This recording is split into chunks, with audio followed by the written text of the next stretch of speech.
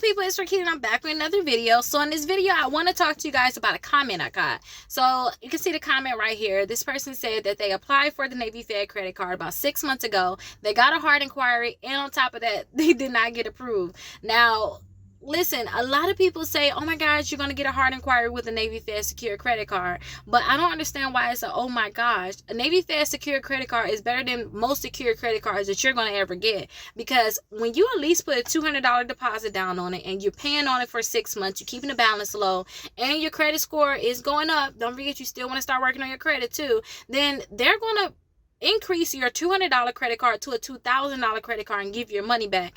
A lot of the secure credit cards not going to do anything close to that. So I always tell people to apply for the Navy Fed secure credit card. You're going to get a hard inquiry.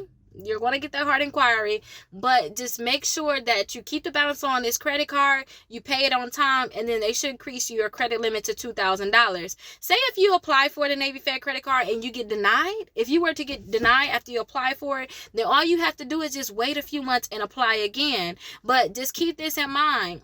When you're waiting, that doesn't mean to say, okay, I got denied right now and that's it. No, you want to start removing the negative items from your credit reports, and you want to start making sure that you're applying for other easy accounts like the Self, the Kickoff. Those little things, they just help get you some type of credit on your credit reports to boost your credit score up. So when you apply for these other credit cards, you can get approved for them. So get you some more credit cards on your credit reports if you don't have any credit cards, but don't just sit there at all. Just make sure you're doing something actively to boost your credit score up.